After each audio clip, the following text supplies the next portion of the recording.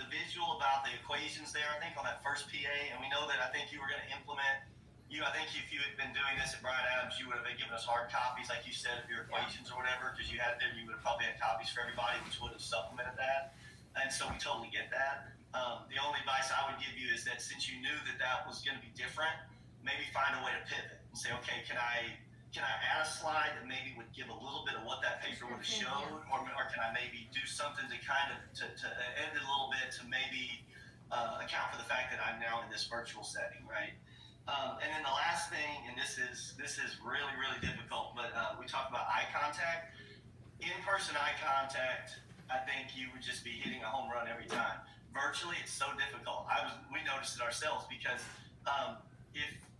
to give eye contact to somebody virtually, you have to look at the little camera button, right? And so he's like, right now, if I want to talk to Coach Greeley and I'm looking like this at Coach Greeley, I'm not looking at her at all, right? If I want to look at Coach Greeley and talk to her, I have to get used to doing this, right? It's very, very tricky. And so, we totally get that. But I will say this.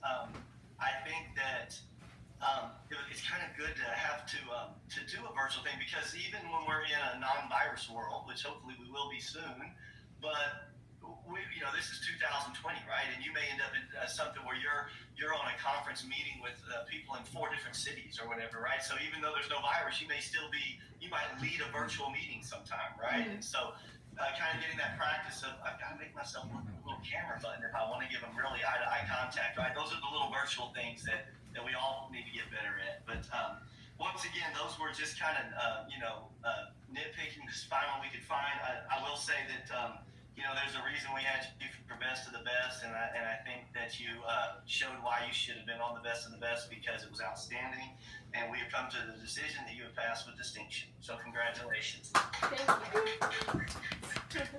you. All right. Well, I will input everything, and you're clear. So I can't hand you a certificate right now, but you'll obviously get your certificate and all the other good things that come from passing with distinction. So once again, great job, Mackenzie, and thank you very much. Congratulations. Thank you. Congratulations. Hey, good job. So you already are going to Sam Houston? Yes, ma'am. Alrighty, that's awesome.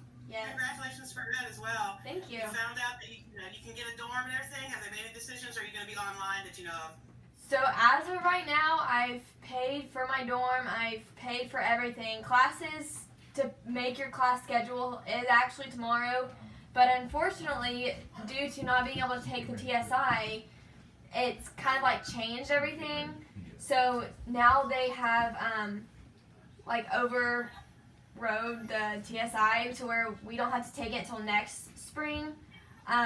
So that kind of changed that advisement. So in order to make your schedule, you have to meet with your advisor. So now the advisement is late. So I'm going to be a couple of days late on schedule, but I should be able to knock it through. Well, that's good. Yes.